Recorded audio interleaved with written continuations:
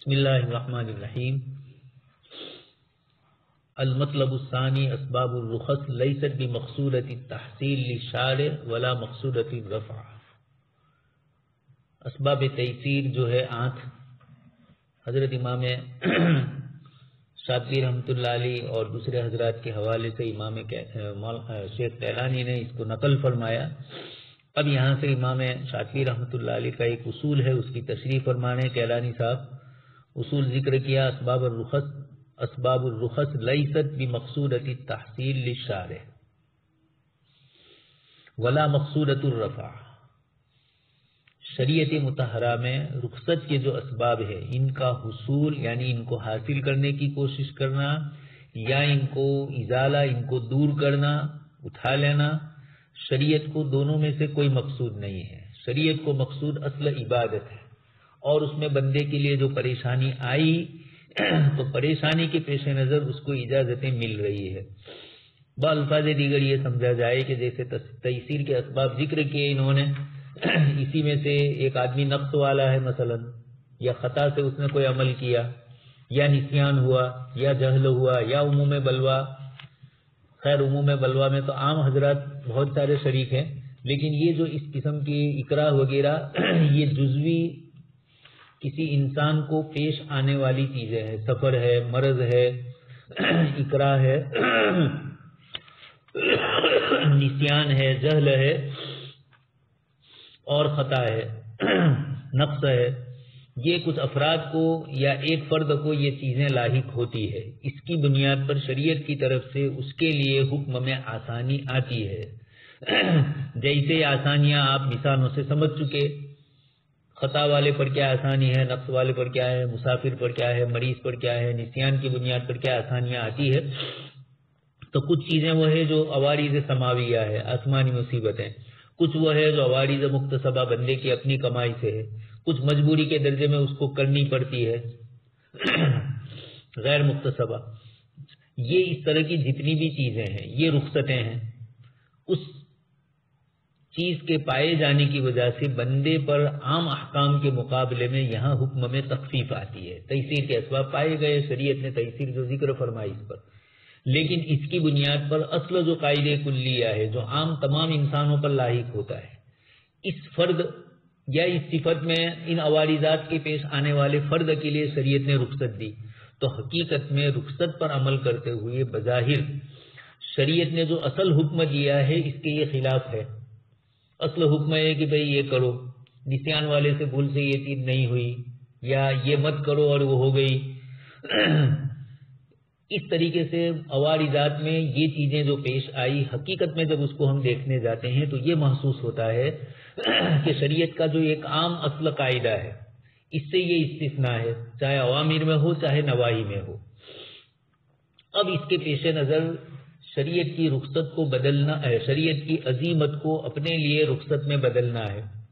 تو بظاہر یہ عوارضات جو ہیں یہ شریعت کی رخصت کو توڑ دیتے ہیں، عزیمت کو توڑ کر اس کو رخصت میں بدل دیتے ہیں، لیکن محض اس فرد کے لیے جس میں یہ عوارضات پائے جاتے ہیں، سب کے لیے نہیں ہیں.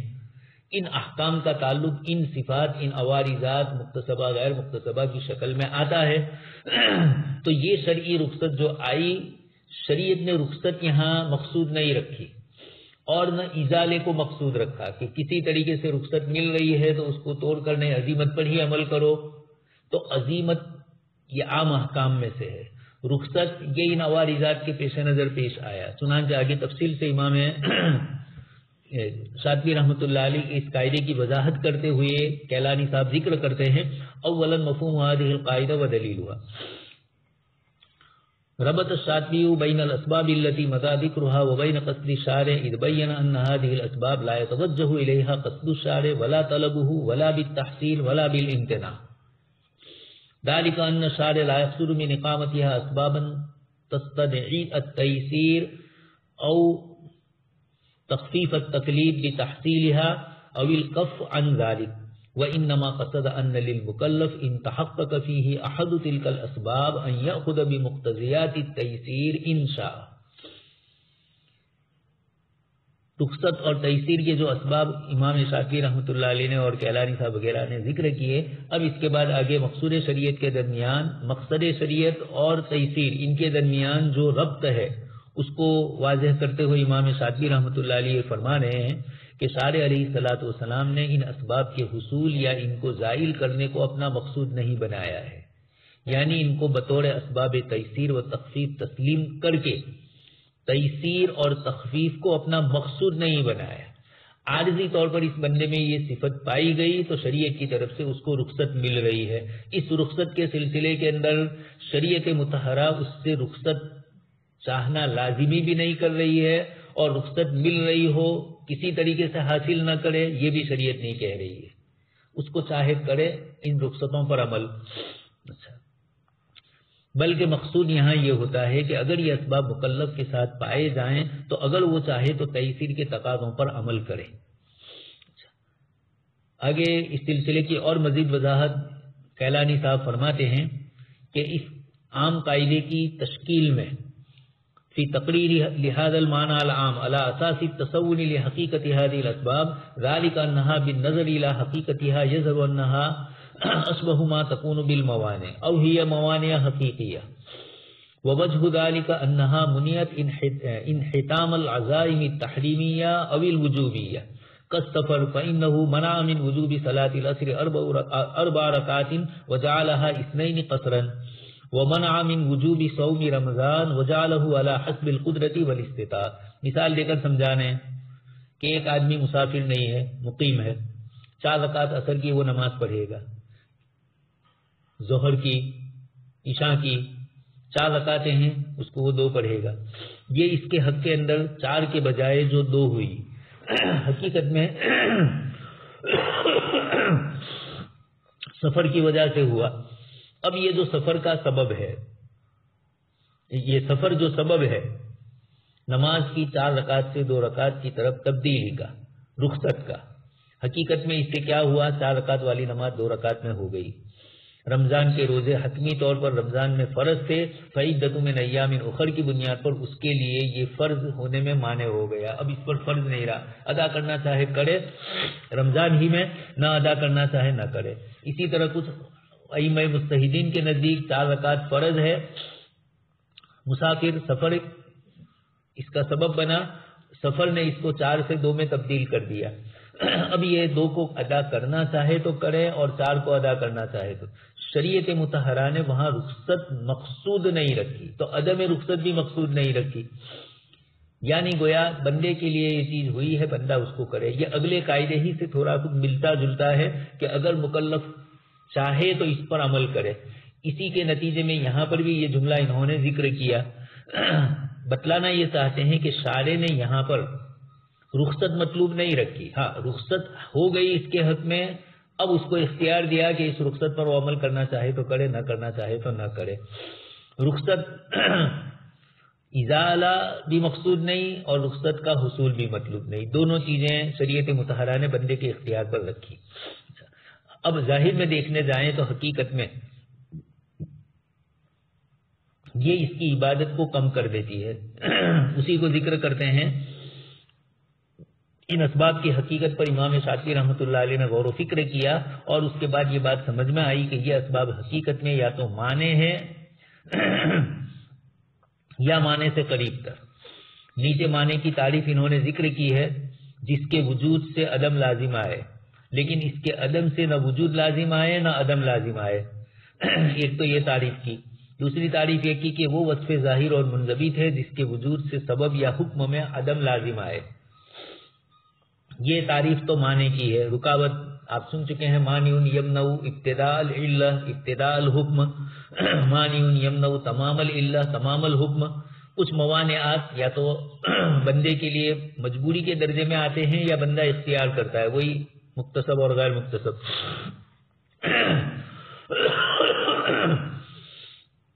ایسے موانع کی شکل کے اندر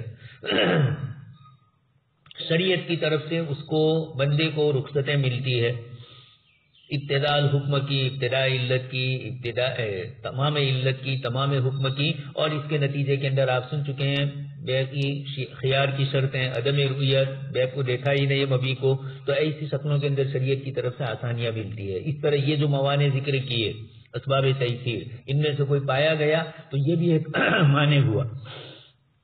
تو اب یہ کہنا چاہتے ہیں کہ یہ اسباب کو جب ہم دیکھتے ہیں تو یا تو یہ معنی نظر آتے ہیں، یعنی حکم پر عمل کرنے سے، یا کم سے کم معنی سے قریب. 4 رکعت تھی تو 2 رکعت ہو گئی. کچھ عبادتیں وہ ہے معنی آیا، حیض آیا، شریعت مطہرہ نے عورتوں کے اوپر سے اس عبادت کو ہی اٹھا لیا، معنی ہو گئی نماز اس کے لیے. تو یہ اسباب حقیقت میں معنی ہے، اور شریعت آئی ہے کسی چیز کے وجوب کے لیے. تو عزیمت اور رخصت ان دونوں کے درمیان ایک قسم کا من وجہین گویا کہ منافات کا عمل پایا جاتا ہے. پھر ان کو سبب بھی کہا، تو ان کی سببیت، سبب کی تعریف آپ سن چکے ہیں. ہر وہ وصف جو ظاہر اور منضبط ہے، جس کے حکم شرعی کا باعث ہونے پر کوئی دلیل سمعی کتاب و سنت کی کوئی دلیل ہو. سبب کی تعریف اس طریقے سے علماء نے کی. تو معنی اور سبب، یعنی ان کو اگر اسباب تیسیر کہتے ہیں تو یسر بھی لاتے ہیں، اور دوسرے پہلو سے وہ عبادت کی ادائیگی سے معنی بھی ہو رہے ہیں. یسر ہی نے اس کے لیے 4 کے بجائے 2 کر دی تو 2 رکعت سے معنی ہو گیا اب، اور 2 رکعت ادا کر رہا ہے. رمضان کے روزوں کا فعیدۃ من ایام اخر، مرض ہے پانی سے وضو کرنے کے وجوب کو ختم کر کے اس کے بدلے میں تیمم کو لازم کرتا ہے.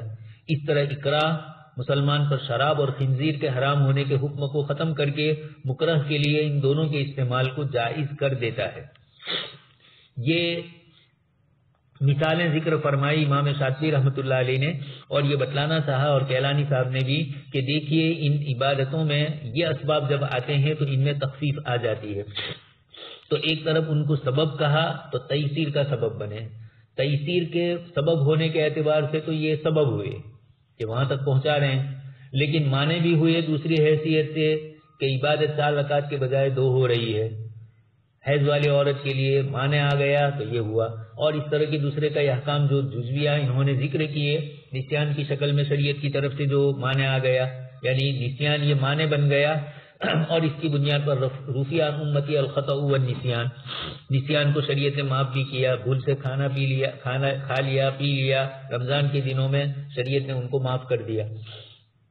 یہ جو اگلی اور اس طرح فقہ کی کتابوں میں جو مثالیں آپ سن چکے ہیں. اچھا، پھر ایک اشکال یہ ہوتا ہے کہ معنی ہونا تو کسی چیز کو روکنے کے لیے ہوتا ہے، اور سبب تو کسی چیز کو وجود میں لانا ہے.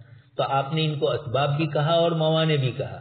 تو تیسیر کے اسباب ہوئے، اور عزیمت پر یعنی رخصت کے لیے اسباب ہوئے، اور عزیمت کے لیے موانع ہوئے. اس لیے کوئی اشکال نہیں ہے. آپ سن چکے ہیں حدیث شریف میں، جہاں حدیث شریف میں کوئی چیز ذکر کی، جیسے مثال کے طور پر الطہارو، یہ طہارت کو آدھا دین قرار دیا، اور دوسری طرف شادی کو آدھا دین قرار دیا. اب کوئی یہ کہے کہ دین آدھا آدھا ہو گیا تو یہ دونوں آدھے ہوئے، طہارت، صفائی وغیرہ، اور اسی طریقے سے شادی کرنا، پھر کسی دین کی ضرورت نہیں اس لیے کہ آدھا ہی آدھا. تو ایسا نہیں ہے، یہ آدھا الگ ہے اس آدھے سے. اس کا جو عمل ہے وہ اس کے ذریعے، اس کا عمل اس کے ذریعے وجود میں آ رہا ہے. دونوں مکمل نہیں ہو رہے ہیں. جیسے آپ مثال سن چکے ہیں، سورہ اخلاص 3 مرتبہ پڑھنے سے 3 مرتبہ 10 پارے پڑھنے کا ثواب ملتا ہے. 30 پارے پڑھنے کا ثواب پورے قرآن کا نہیں ملتا ہے. حضرت شاہ اسحاق رحمۃ اللہ علیہ نے یہی تشریح فرمائی. خیر، تو یہ آپ بہت سی چیزوں میں سن چکے ہیں کہ ایک چیز ایک حیثیت سے ایک چیز ہے. مثلا ایک آدمی ہے، وہ ماموں بن رہا ہے، چچا بن رہا ہے. یقینی بات ہے کہ چچا اور ماموں بیک وقت ایک حیثیت سے نہیں بن رہا ہے. بھتیجے ہونے کے اعتبار سے، بھائی کا بچہ ہونے کے اعتبار سے چچا ہوا، اور بہن کا بچہ ہونے کے اعتبار سے ماموں ہوئے اس کے. اب کوئی یہ کہے کہ یہ کیسا تم ماموں بھی ہوئے اور چچا بھی ہوئے؟ تو ماموں جن کے ہوئے ان کے ہوئے، چچا جن کے ہوئے ان کے ہوئے.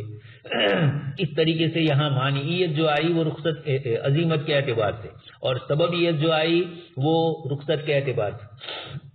اس لیے کوئی اشکال نہیں. خیر، یہ چند مثالیں امام شاطبی رحمۃ اللہ علیہ کے حوالے سے اور دوسرے علماء کے حوالے سے کیلانی صاحب نے نقل کیا. اب یہ تو چند مثالیں تھی. تمام اسباب تیسیر میں جب ہم غور کریں گے تو اس طرح عزیمت کے احکام کی حتمیت کو وہ ختم کرتے ہیں. اور اصل احکام شریعت کی راہ میں حائل ہوتے ہیں۔ یہ اسباب کسی کو یہ اشکال نہ ہو کہ بیک وقت معنی اور سبب کیسے بن سکتے ہیں، اسی کو جو ابھی میں نے آپ کے سامنے ذکر کیا کیلانی صاحب اس کو ذکر کرتے ہیں، اس لیے کہ ان کو سبب ایک الگ حیثیت سے مانا ہے تیسیر کا باعث ہونے سے، اور ان کو مانا حقیقت میں اصل حکم شریعت کے اعتبار سے وجوب یا حرمت کے لیے حائل بنتے ہیں۔ تو عزیمت کے لیے یہ مانے ہوئے اور رخصت کے لیے سبب بنے۔ ان کو الگ الگ اعتبارات سے سبب اور معنی کہا جا سکتا ہے، بیک وقت سبب یا معنی سے ان کو متصف کرنے میں کوئی تناقض نہیں ہے، حیثیتیں چونکہ بدل جاتی ہے، حیثیت کے اعتبار سے، اعتبارات کے اعتبار سے چیزیں بدلتی ہے۔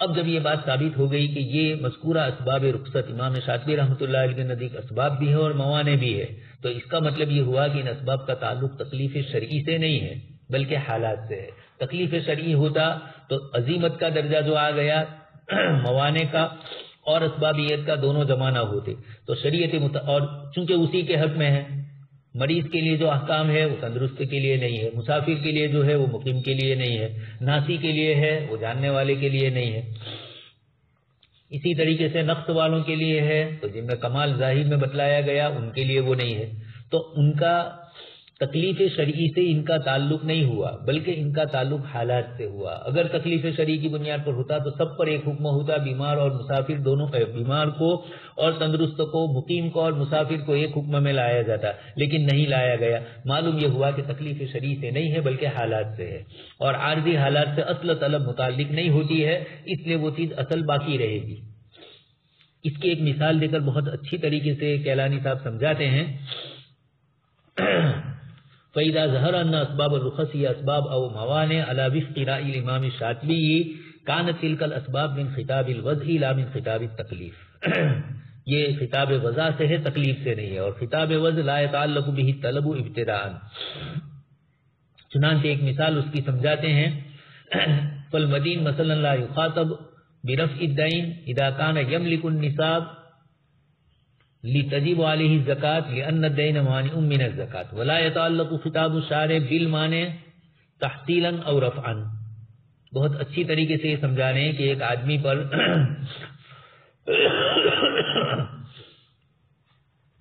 مقروض ہے، وہ اس کو یہ نہیں کہا جائے گا شریعت کی طرف سے، یعنی یہ کہنا چاہتے ہیں کہ جب یہ بات ثابت ہو گئی کہ مذکورہ بالا اسباب رخصت امام شاطبی کے نزدیک اسباب بھی ہے، موانع بھی ہے، تو اس کا مطلب یہ ہوا کہ ان اسباب کا تعلق تکلیف شرعی سے نہیں ہے بلکہ حالات سے ہے، اور عارضی حالات سے اصل طلب متعلق نہیں ہوتی، وہ عارضی حالاتی کے ساتھ رہتی ہے۔ ایک مثال دے کر سمجھایا، ایک شخص اتفاقی طور پر مقروض ہو گیا، اب کوئی مفتی صاحب اس کو کہے کہ نہیں کسی بھی طریقے سے تم قرض ختم کرو اور تم زکوٰۃ اپنے اوپر لازم کرو، یعنی زکوٰۃ صاحب نصاب بن جاؤ، تو مقروض سے یہ مطالبہ نہیں ہوگا کہ وہ قرض ختم کرے اپنا تاکہ اس پر زکوٰۃ واجب ہو، کوئی چیز بیچ لے کوئی ہو تو، اس لیے کہ قرض مانے ہے اور مانے کے ازالے یا حصول سے متعلق شارع کا مطالبہ نہیں ہوتا ہے، اس لیے مقروض ہے، زبردستی اس کو کسی طریقے سے قرض ختم کرنے کی شکل اپنائی جائے۔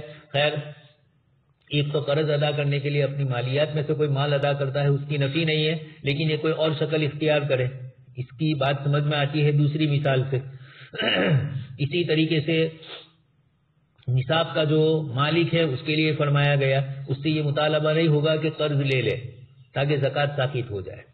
یہ افراط اور تفریط سے بچنے کے لیے امام شاطبی رحمۃ اللہ علیہ نے یہ اصل ذکر کی۔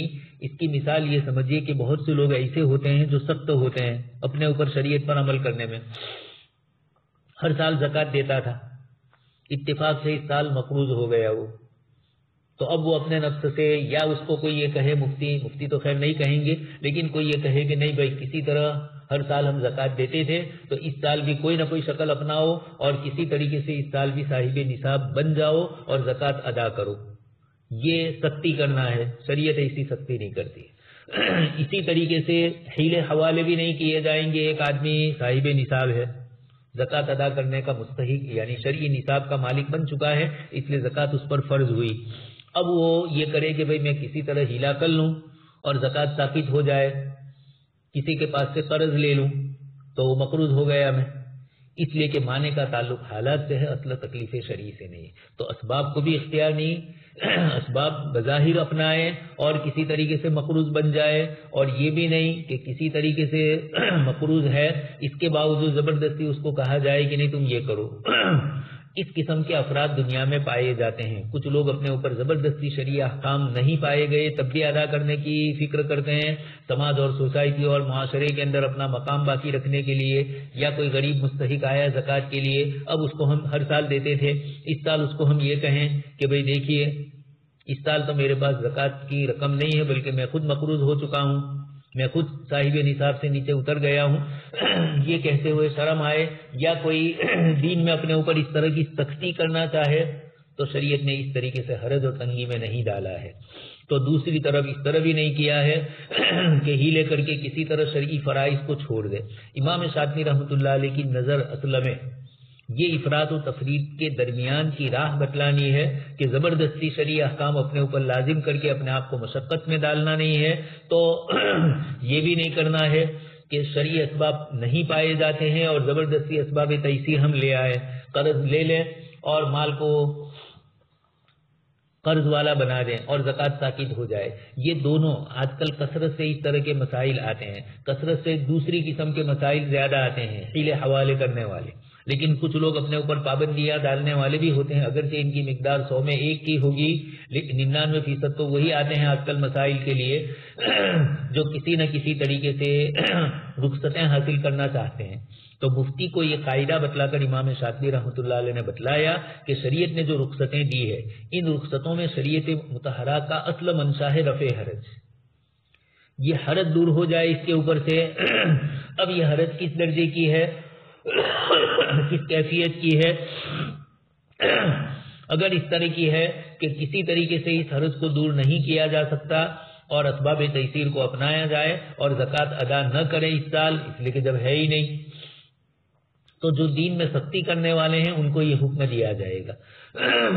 اور جو معمولی بہانوں سے اپنے اوپر سے زکوٰۃ ساقط کرنے کا ارادہ کرے ان دونوں کو یہ کہا جائے گا کہ دیکھیے شریعت مطہرہ میں شریعت حالات کے پیش نظر تمہارے لیے مسئلہ بتلاتی ہے، اپنے حالات کو تم ہم سے زیادہ جانتے ہو، اس لیے اگر زکوٰۃ ادا کر سکتے ہو تو ادا کرو، اور اگر تم صاحب نصاب نہیں رہے تو زبردستی زکوٰۃ ادا کرنے کا تکلف کرنا شریعت میں یہ بھی مطلوب نہیں ہے. تو تکلیف بھی مطلوب نہیں ہے، اسباب کا تعلق تکلیف شرعی سے نہیں ہے، حالات سے ہے.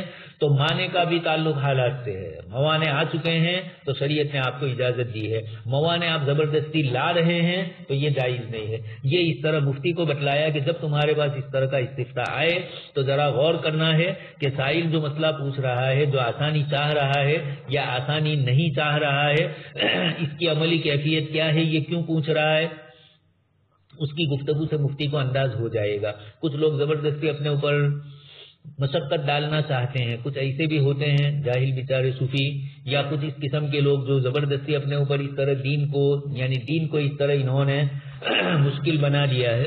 لیکن یہ طبقہ کم ہے.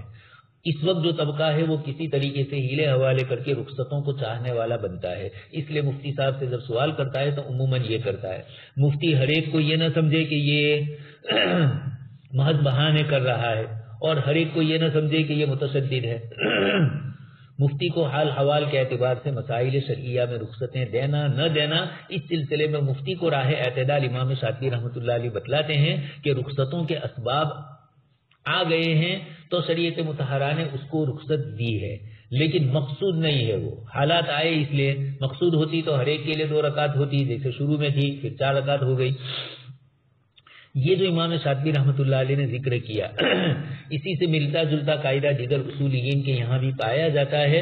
اس لیے یہ گفتگو جہاں امام شاطبی رحمۃ اللہ علیہ منفرد ہوتے نظر آتے ہیں بظاہر، وہاں کیلانی صاحب امام شاطبی رحمۃ اللہ علیہ اور دیگر اصولیین دونوں کی موافقت کو ذکر کر کے دونوں کے موقف میں کیا معمولی سا فرق ہے یا الگ الگ اینگل سے الگ الگ نظر سے کبھی دیکھا جاتا ہے.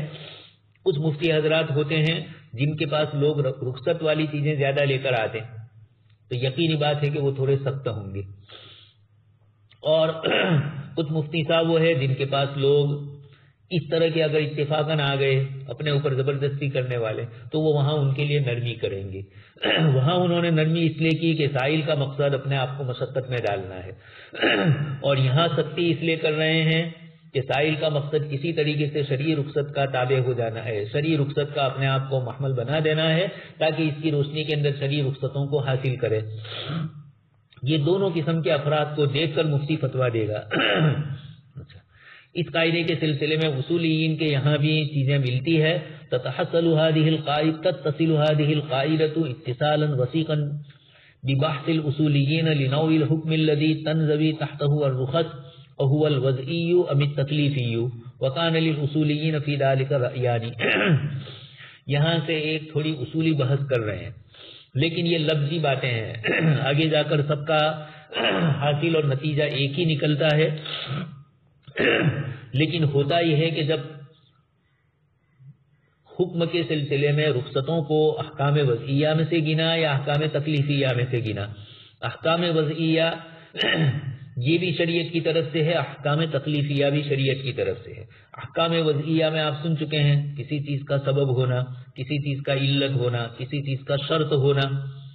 شریعت مطہرہ نے کتاب و سنت کے اندر بھی احکام وضعیہ آئے ہیں اور تکلیفیہ بھی آئے ہیں، یعنی اس کے وضع کے پہلو کی بھی شریعت نے رعایت کی ہے اور اس کے حکم کے پہلو کی بھی رعایت کی گئی ہے. تو حکم وضعی کے اعتبار سے بھی شریعت نے اس کا لحاظ کیا. چنانچہ آپ فقہ کی کتابوں میں پڑھتے ہیں اس کی یہ علت پائی جاتی ہے، اس کا یہ سبب ہے، اس کی یہ شرط ہے، ان کو احکام وضعیہ کہا جاتا ہے، شرط سبب وغیرہ کو. تو یقینی بات ہے شریعت نے جب ان کو شرط کے درجے میں رکھا ہے، سبب کے درجے میں، اور کتاب و سنت کے آیات اور احادیث کے اندر ایسے کلمات ہیں جو یہ بتلاتے ہیں کہ یہ سبب ہے، یہ شرط ہے، تو ان کے پائے جانے پر حکم پایا جائے گا. ان کے نہ پائے جانے پر حکم میں علیت کے ساتھ جو حکم کی مضبوط پہلو کا معاملہ ہوتا ہے شرط کے ساتھ اور سبب کے ساتھ اس سے تھوڑا کم ہوتا ہے. آپ سن ہی چکے ہیں بے باطل اور بے فاسد. بے باطل جہاں بے ہی وہ نہیں ہے، علت ہی نہیں پائی جا رہی ہے بے کی، تو یقیناً اس کو بے نہیں کہیں گے. جب نہیں پائی گئی تو اس پر اس کا حکم مرتب نہیں ہوگا. اور جہاں پر نفس بے تو جائز ہوئی، وصف کے اعتبار سے گڑبڑ آئی، تو وہاں وصف کی فساد وصف کی وجہ سے آیا ہے، اصل کی وجہ سے نہیں آیا ہے.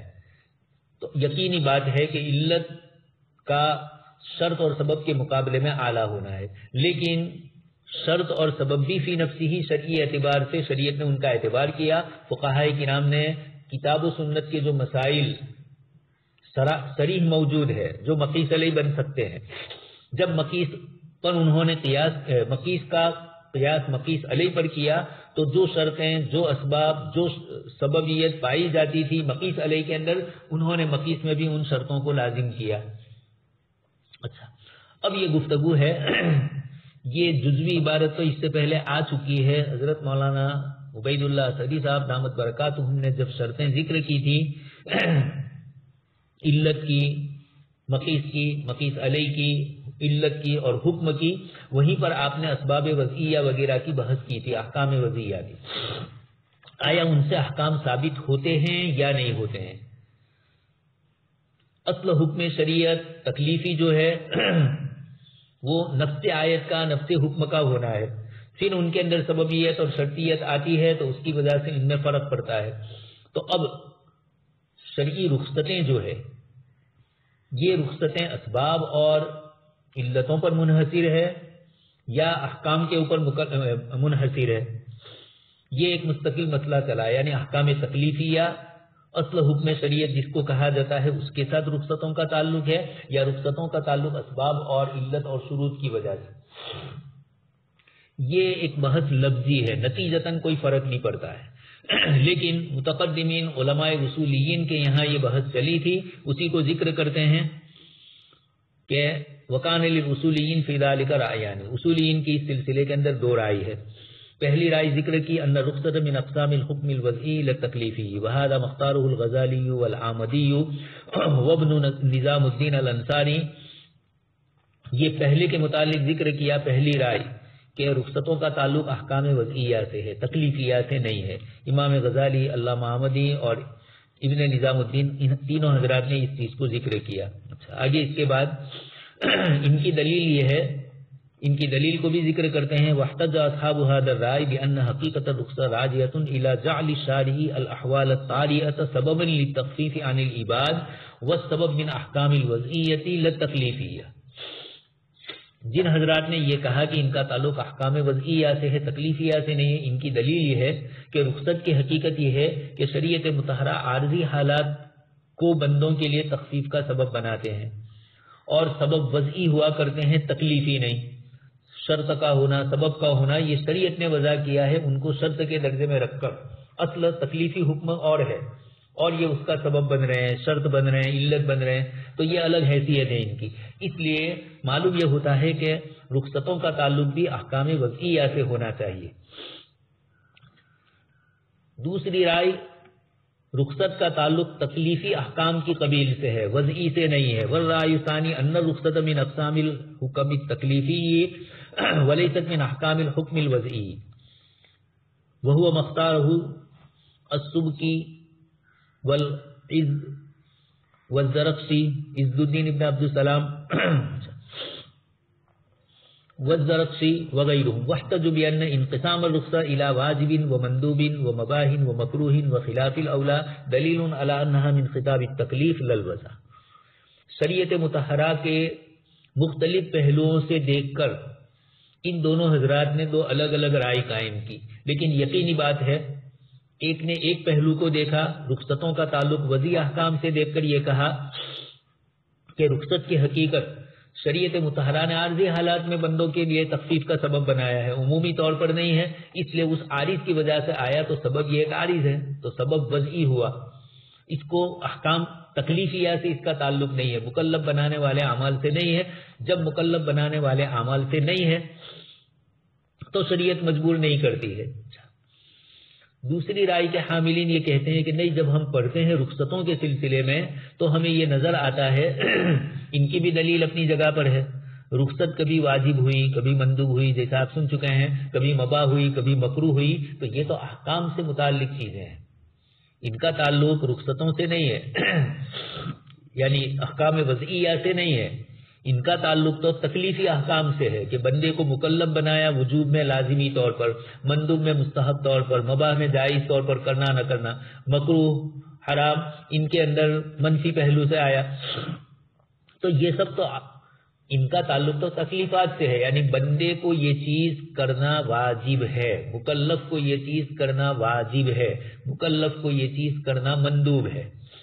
تو ایک تو احکام کا پہلو یہ ہوا، یہ بتلاتا ہے کہ اس کا تعلق تکلیفات سے ہے، اور پہلے والا سببیت، شرطیت وغیرہ کے پہلو کو دیکھا کہ رخصت کیوں ملی، کہ فلانا سبب پایا گیا، فلانی علامت نہیں پائی گئی، مریض ہے، تندرست نہیں ہے، اس لیے اس کے لیے حکم میں رخصت آئی، تو مریض کیا ہے، مرض ہونا یہ عارض ہوا، ایک سبب ہوا، مانع ہوا وہ عزیمت پر عمل کرنے سے، تو ایک طرف ان کو احکام وضعیہ میں سے کہنے کی بنیاد بھی سمجھ میں آتی ہے، اور ایک طرف ان کو احکام تکلیفیہ کہ مکلف پر یہ چیز الگ الگ شکل میں آتی ہے، وجوب کی اور یہ تکلیف ہے، اس لیے کہ وجوب کی جو تکلیف ہے وہ زیادہ ہے، یعنی وجوب کا مکلف بنانا یہ اعلیٰ درجہ ہے فرض اور واجب کا، مندوب کا اس سے کم ہے، مباح کا اس سے بھی کم ہے۔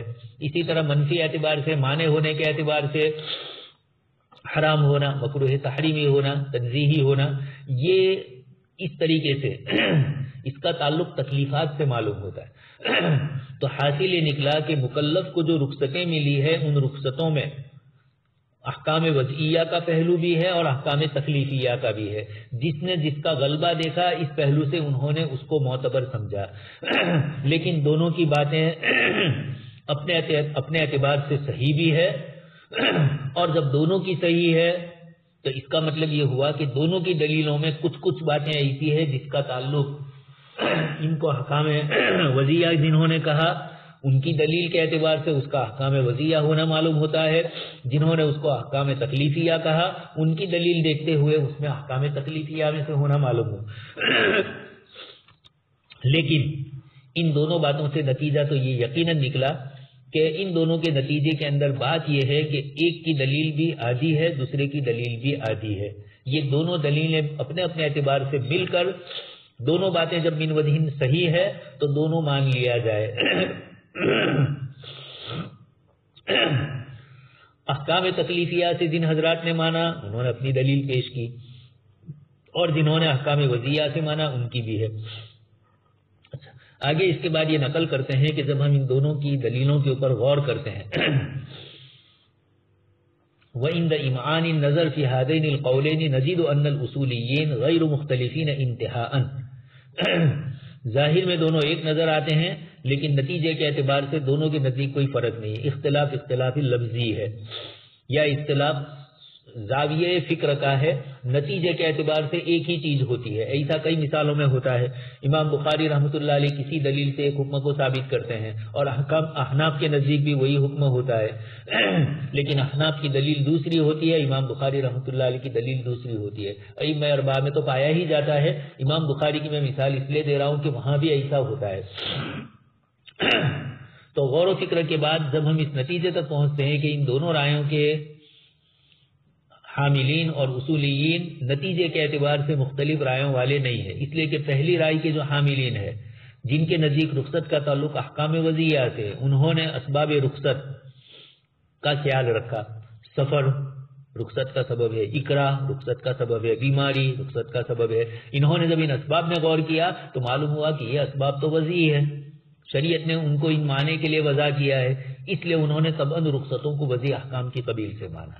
جبکہ دوسرے حضرات جو ہے ان کے نزدیک رخصتیں تکلیفی احکام کی قبیل سے تعلق رکھتی. انہوں نے ان اسباب کے مسبب کو دیکھا، نتیجے کو دیکھا، یعنی تسہیل اور تیسیر کا شریعت میں خیال رکھا گیا ہے. اب چاہے وہ سفر کی شکل میں، چاہے اکراہ کی شکل میں، کسی بھی شکل میں، تو اسباب کو نہیں دیکھا. ان اسباب کے بعد شریعت کی طرف سے بندے کو کیا ملتا ہے تو کہا یسرا اور سہولت ملتی ہے. انہوں نے خیال کیا کہ حکم شرعی مشکل نہیں رہا بلکہ آسان ہو گیا، اس لیے کہ ایک سبب اس کا متقاضی تھا. اس لیے رخصت کی تعریف کرتے ہوئے یہ حضرات کہتے ہیں کہ رخصت نام ہے عذر والوں کے لیے اصل حکم میں آنے والی اس تبدیلی کا جس کے نتیجے میں ان کی آسانی کے پیش نظر تخفیف اور تیسیر کی جائے. یعنی انہوں نے تعریف ہی اس طرح کی تاکہ وہ احکام تکلیفیہ میں سے ہو جائے. اس انداز سے رخصت کی انہوں نے تعریف کی، اور دوسرے حضرات نے رخصت کی تعریف دوسرے انداز میں کی. بالفاظ دیگر، رخصت اس حکم شرعی کا نام ہے جو کسی عذر کی بنیاد پر مشکل سے آسان ہو گیا، کسی عذر کی وجہ سے. تو وہ عذر تو ہوا سبب وضعی اور ہو گیا تخفیف آئی حکم میں. تو اب ہم یہ کہیں گے کہ جب ایک چیز سبب ہے تو یقیناً وہ اپنے بعد مسبب لاتی ہے. تو سبب ہونا احکام وضعیہ میں سے ہوا تو نتیجہ پیدا کرنا احکام تکلیفیہ میں سے. اس لیے کہ یہ کوئی منطقی اور استدلالی منطقی دلیلیں نہیں ہے کہ جو صرف نظریات کو پیش کرے. یہ تو شریعت ہے، یہاں احکام کے سبب بننے کے بعد شریعت مطہرہ کی طرف سے ان میں بندے کے لیے احکام میں تبدیلی ہوتی ہے. یہ چیزیں سبب بنی تبدیلی کا، اس لیے وہ احکام وضعی ہو گئے، اور تبدیلی آئی، تخفیف آئی. یہ تخفیف جو مسبب ہے، تیسیر جو آئی، یہ مکلف کے لیے آئی، یعنی اب عمل کرنے میں اس کے لیے یہ چیز واجب نہیں رہی. ایک شخص مقیم ہے، 4 رکعت نماز پڑھے گا، رمضان کے روزے رکھے گا. اب جب یہ سفر میں گیا تو سفر ایک سبب بنا تو احکام وضعیہ ہوا. لیکن احکام وضعیہ نے اس کے حق میں کیا کیا؟ اس بندے کو شریعت کا حکم آیا کہ تیرے لیے فعدۃ من ایام اخر، ابھی روزے رکھنے نہیں ہیں، اگر تو سفر میں تکلیف برداشت نہیں کر سکتا تو بعد کے دنوں میں رکھ. پانی کا نہ ملنا، تیمم کو لایا تو پانی کا نہ ملنا یہ ایک سبب، ایک معنی ہوا جس نے تیمم کا جواز اس کے لیے دیا. تو تیمم کا جواز یہ حکم ہوا. تو اسباب وضعیہ ابتدا میں ہوتے ہیں، یہ سبب بنتے ہیں، نتیجے میں مسبب آتا ہے اور وہ احکام تکلیفیہ ہو گئے. اس لیے کہ شریعت بندوں کو مکلف کرتی ہے، اس لیے تمام احکام میں یا تو عزیمت ہوگی یا رخصت ہوگی. جتنے بھی احکام شریعت نے دیے، ایک تو ایک فما عفا عنہ، جس سے اللہ پاک نے کوئی گفتگو نہیں فرمائی، اللہ پاک بھولے نہیں ہیں، ان میں بندوں کو آسانی دے دی. اس لیے آپ دیکھتے ہیں کہ مفتی حضرات یا فتاوی کی کتابیں یا فقہ کی کتابوں میں یہ چیزیں جائز ہے، یہ ناجائز ہے، ان اسباب سے یہ ہوتا ہے، ان اسباب سے یہ ہوتا ہے. یہ دونوں قسم کی باتیں فقہا یعنی کرنے کے اور نہ کرنے کے. پھر ان کے گریڈ الگ الگ، وجوب ہے، فرض ہے، استحباب ہے، سنت موقدہ، غیر موقدہ ہے، یہ پوری ترتیب ہے اس طریقے سے ان میں بھی. لیکن جب ایک چیز فرض سے بندے کے حق میں اجازت کی شکل میں بدل گئی، رمضان میں روزہ فرض تھا، یہ مسافر ہے یا مریض ہے تو اس کے حق میں ابھی رمضان کے روزے کے بجائے افطار اس کے حق میں جائز ہوا. تو کیوں ہوا اور جائز ہونا یہ کیا ہے؟ یہ حکم ہے. سبب پایا گیا تو حکم پایا گیا. تو سببیت اور مسببیت یہ دونوں لازمی ہے. اس بنیاد پر ہم تمام احکام میں یہ کہیں گے کہ ان کا سببیت والا پہلو رخصت کے ساتھ جو متعلق ہے یہ تو ان کو اسباب وضعیہ میں سے بتلاتا ہے، اور نتیجے میں مکلف کو کیا کرنا ہے، اس کے حق میں کیا تبدیلی ہوئی شرعی احکام میں.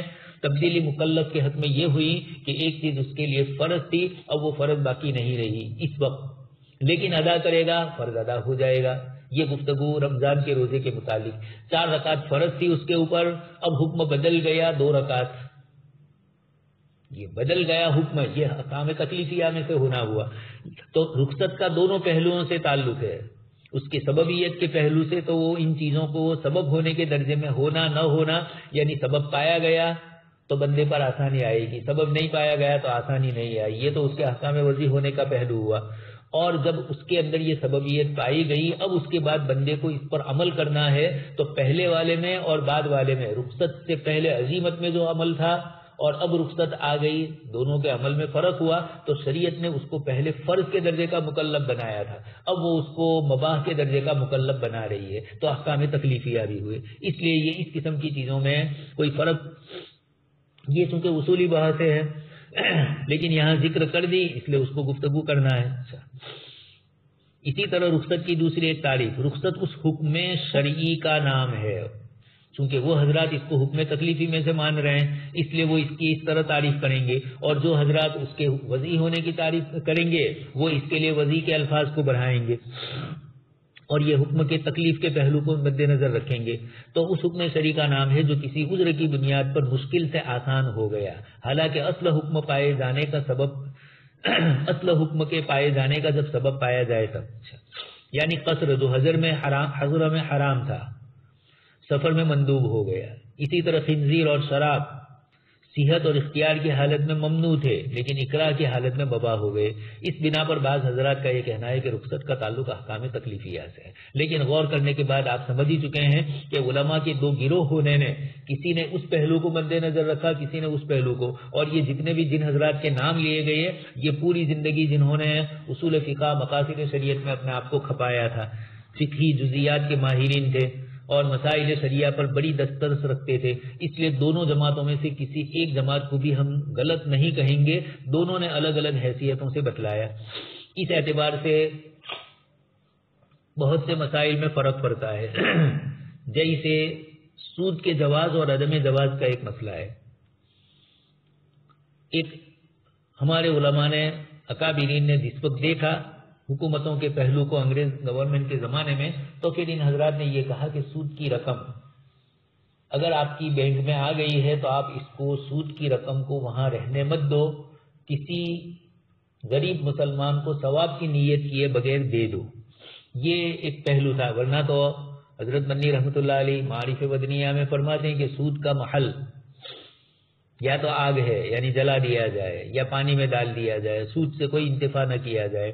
یہاں کسی غریب آدمی کو بغیر ثواب کی نیت سے دینے کی بات علماء نے کی. پھر اس سے آگے بڑھ کر کچھ علماء نے رفاہ عامہ کے کاموں میں بھی سود کی رقم کے استعمال کی گنجائش دی. قبرستان کی دیواریں ہیں اور اس طرح کی کچھ چیزیں ہیں. تھوڑے سال پہلے ایک مولانا تشریف لائے تھے پنجاب میں، جو مسلمانوں کی مسجدیں قبضے کر لی گئی تھی تقسیم کے موقع پر. اب آہستہ آہستہ اس کو چھڑوا رہے ہیں مسلمان. ان علاقوں میں مسلمان بھی ہے اور وہ اپنی مسجدیں، چونکہ ان میں کچھ مسجدیں وہ ہے جو مکان میں تبدیل ہوئی ہے، کچھ وہ ہے جہاں شرک کیا جاتا ہے، تو اس سے بچانے کے لیے اس قسم کی مسجدوں میں زیادہ توجہ دی جاتی ہے. اب وہاں مسئلہ آیا کہ اتنی لمبی چوڑی رقم وہ مانگتے ہیں اس لیے کہ آزادی کے موقع پر وہ جو پاکستان سے شرناردھی آئے انہوں نے ان جگہوں پر قبضہ کر لیا. حکومت نے بھی دیکھا کہ یہ اپنا وطن وغیرہ چھوڑ کر آئے ہیں اور یہ جگہ ہے تو مسجدوں پر قبضے ہو گئے، اس طرح کی بہت ساری شکلیں ہوئی، گھروں پر بھی قبضے ہو گئے. خیر اب یہ 70 سال کا ایک لمبا عرصہ گزر چکا ہے، اتنی مدت وہاں رہے ہیں، اب ان کے پاس دوسرا کوئی مکان ہے نہیں، وہ چھوڑنا نہیں چاہتے. خیر وہ ان کا مسلک ہے اپنا، لیکن مسلمانوں کو مسجد چھڑانی ہے تو کیا کریں؟ للہ کی رکومات تو ویسے ہی مسجدوں کے لیے پریشان کن ہے. اچھا، زکوٰۃ کی رقم تو استعمال نہیں ہو سکتی. اب یہ سود کی رقم مسجد کے لیے استعمال نہیں کرنی ہے، مسجد چھڑانے کے لیے غیر مسلم کو دینی ہے. حضرت مولانا خالد سیف اللہ صاحب کے پاس یہ مسائل پنجاب کے آئے تو آپ نے اس موقع پر یہی فرمایا کہ دیکھیے یہ ہم لوگ مسجد کے لیے تو وقف ہو چکی تھی، وہ جس اللہ کے بندے نے بھی وقف کی تھی، مالیر کوٹلا اور اس طرح کے علاقے جو ہے وہاں پر جہاں مسلمانوں کی گھنی آبادی تھی، ان کو چھوڑ کر باقی جو اکا دکا مسلمانوں کے گاؤں ہے وہاں کے مسائل پریشان کن تھے اس وقت، تو وہاں پر یہ قبضے کر لیے گئے ہیں. اب وہ مسلمان چھڑانا چاہتے ہیں، للہ رقم ہے نہیں، زکوٰۃ دے نہیں سکتے، تو اب کیا کریں؟ تو کوشش تو یہ کی جائے کہ للہ کی رقم سے ہی اس مسجد کو واگزار کیا جائے. لیکن اگر نہیں مل رہی ہے للہ رقم تو اب جو ہم ان کو پیسے دیں گے، یہ تو مسجد تو وقف ہے اللہ کے لیے، اس لیے یہ زمین تو قیامت تک کے لیے وقف تھی، یہ تو غیر نے ناجائز قبضہ کر لیا، اس ناجائز قبضے کو ہٹانے کے لیے سود کی رقم دینا کی گنجائش مولانا نے فرمائی. اچھا، اسی طریقے سے رفاہ عامہ کے کاموں کے سلسلے میں کچھ اور علماء نے بھی ذکر فرمائی، اور اس وقت 2 فتوے ہیں. کچھ حضرات نے رفاہ عامہ کے کاموں کے لیے بھی استعمال کی گنجائش دی، اس میں بھی پھر لیکن 2 فرق ہوں گے. ایک تو یہ کہ ایسا رفاہ عامہ کا کام ہے کہ وہاں والے اس کو اس رقم کے علاوہ دوسری للہ رکومات سے بھی کر سکتے ہیں، اور ایک یہ ہے کہ وہاں کے مسلمان غریب ہیں اور وہاں ناجائز قبضے ہونے کے خطرے ہیں مسجدوں پر یا قبرستان پر. قبرستان کی زمینیں لمبی چوڑی ہوتی ہے، دیوار نہیں ہوتی ہے، تو ایسے موقع کے اوپر اب ان علماء نے اس کی گنجائش دی کہ اس طرح کے قبرستان ہے، رفاہ عامہ کے کام ہے، ہاسپٹل وغیرہ ہے، تو ان میں دیا جائے. اور پہلے والی جو جماعت ہے علماء کی جو یہ کہتی ہے کہ نہیں، سوائے غریب کے اور کسی کو نہ دیا جائے ثواب کی نیت کیے بغیر، ان کا یہ کہنا ہے کہ رفاہ عامہ کے کاموں میں مالدار غریب وغیرہ سب اس کو استعمال کریں گے تو اس قسم کی چیزیں آئے گی. کبھی ایسا ہوتا ہے کہ کچھ مسائل ہنگامی شکل سے بچنے کے لیے، کوئی پریشانی آئی اس سے بچنے کے لیے مفتی حضرات دیتے ہیں اور لوگ اس کو لازمی اور دائمی سمجھ لیتے ہیں. رخصت ہوتی ہے یا کچھ حالات کے پیش نظر گنجائشیں دی جاتی ہے، لوگ اس کو ایک لازمی مسئلہ سمجھ لیتے ہیں. تھوڑے دن پہلے ایک صاحب کا سوال آیا کہ میں اپنے یہاں استنجا خانہ بنانا ہے تو آیا اس کو سود کی رقم استعمال کر سکتا ہوں؟ اپنے مکان کی بات کرنا، اپنی ضرورت کی. یہ کیوں ہوا؟ برسوں سے لوگ یہ سمجھ گئے کہ سود کا، اچھا کبھی یہ مسئلہ پوچھا جاتا ہے کہ ویاج و حقدار کون، سود کا مستحق کون، استحقاق کا لفظ آ جاتا ہے، حالانکہ اس کا تو کوئی مستحق نہیں ہے. لیکن برسوں سے جو اس طرح کی چیزیں آئی تو خیر مجھے جو آپ کو بتلانا ہے کہ علماء کی 2 جماعتیں ہو گئی. ان حضرات نے یہ کہا کہ نہیں، سود کی رقم سوائے غریب کے اور کسی کو نہ دی جائے، اور کچھ حضرات نے کہا کہ نہیں. تو اب رفاہ عامہ کے کاموں میں بھی مطلق منع نہیں کریں گے، دیکھیں گے حالات. جیسے حضرت مولانا خالد صاحب نے بڑی حکمت کی بات فرمائی کہ وہ مسجد ہم وہاں سے مسجد سود کی رقم دے کر لے نہیں رہے ہیں، خرید نہیں رہے ہیں، ہم تو اس کو دے رہے ہیں. مسجد تو اللہ کی ہے، پہلے سے وہ وقف زمین تھی، اس لیے اللہ ہی کی ملکیت ہے، وہ تو اللہ کی اس ملکیت کو چھڑانے کے لیے مجبوری کے درجے میں وہاں بھی حضرت مولانا نے یہ نہیں فرمایا کہ ادا کرو سود ہی دو، یہ نہیں، جواز بتلایا ہے، گنجائش بتلائی ہے اس کی. خیر تو اس طریقے سے علماء کے درمیان یہ اختلافات ہوتے ہیں جس سے ہمارے لیے دونوں پہلو واضح ہوتے ہیں، دونوں کی دلیلیں ہوتی ہے. یہاں پر بھی اسی طریقے سے ہوا ہے، اس لیے کہہ رہے ہیں اب غور کر لیجئے کہ آپ بھی اس نتیجے تک پہنچیں گے کہ پہلا فریق اور دوسرا فریق جب ان دونوں کو ہم دیکھتے ہیں، والفریق الآخر التفت الى ذات رخصة المسببة عن وقوع السبب لا الى سببها ذاتها ولذا قال ان احکام تکلیفی. یہ چیزیں آپ سن چکے ہیں، اسی کو انہوں نے اخیر کے اندر پھر ذکر فرمایا. تو پہلا فریق جو یہ کہہ رہا تھا کہ رخصت کا تعلق وضعی احکام سے ہے، انہوں نے اسباب رخصت کے پہلو کو ذہن میں رکھتے ہوئے اپنی رائے دی. دوسرے فریق نے مسبب رخصت کے پہلو کو دیکھا، ذہن میں رکھا، سبب کو نہیں رکھا. پہلے بھی کہہ چکا ہوں میں، اس لیے انہوں نے یہ رائے دی کہ رخصت کا تعلق تکلیفی احکام سے ہے، اور اگر دونوں فریقوں میں سے ہر ایک دوسرے کے پہلو کا خیال رکھتا جس کا خیال دوسرے فریق نے رکھا تھا تو یقیناً دوسرے کے ہمراہی ہوگا، لیکن چونکہ عبارتیں اس طرح کی ہوتی ہے، فقہی اور شریعت کی مثالوں میں کبھی آپس میں عقلی اعتبار سے دونوں کے درمیان سمجھنے کے اعتبار سے فرق ہوتا ہے، اس لیے امام غزالی ایک بات کہیں گے تو سبکی دوسری بات کہیں گے، علامہ احمدی کچھ کہیں گے تو زرخشی کچھ اور کہیں گے۔ یہ کیوں ہوا؟ اسی بنیاد پر اور ہر زمانے میں چلتا ہے، علماء کا یہ اختلاف امت کے حق میں رہنما ہوتا ہے۔ امام شاطبی رحمۃ اللہ علیہ نے ھذا وان شاطبی یظہر الجانب المقصد فی هذه الاسباب، امام شاطبی رحمۃ اللہ علیہ کا بیان کردہ اس قاعدے پر جب ہم دوبارہ نظر کرتے ہیں تو خود نظر آتا ہے کہ یہ بہت شاندار قاعدہ امام شاطبی رحمۃ اللہ علیہ نے ذکر کیا۔ لقد كان الامام الشاطبی غایۃ فی الدقۃ عندما قال اسباب الرخص لیست بمقصودۃ التحصیل ولا بمقصود الرفع کون الاسباب للرخص من قبیل خطاب الوضع للتکلیف۔ یہ کہنا چاہتے ہیں کہ امام شاطبی رحمۃ اللہ علیہ کا رجحان یہ ہے کہ انہوں نے احکام وضعیہ میں سے گنا ہے، احکام تکلیفیہ میں سے نہیں گنا ہے۔ پہلی جماعت کے ساتھ یہ بھی شریک ہے، امام غزالی وغیرہ کے ساتھ، لیکن دونوں پہلو اپنی جگہ پر برابر ہے۔ امام شاطبی نے ان اسباب کے مقصدی پہلو کو اس طرح واضح کرنے کے ساتھ ساتھ اس کی بابت مکلف پر عائد ہونے والی ذمہ داری کو بھی واضح کیا، بحیث یکون قصد المکلف متوافقا مع قصد الشارع امتحان، تاکہ مکلف کا قصد مقصد شریعت کے عین مطابق ہو۔ آگے اسی سلسلے میں اور دوسری گفتگو کی جائے گی۔ سبحان اللہ و بحمدہ، سبحانک اللہم و بحمدک، نشہد ان لا الہ الا انت، نستغفرک۔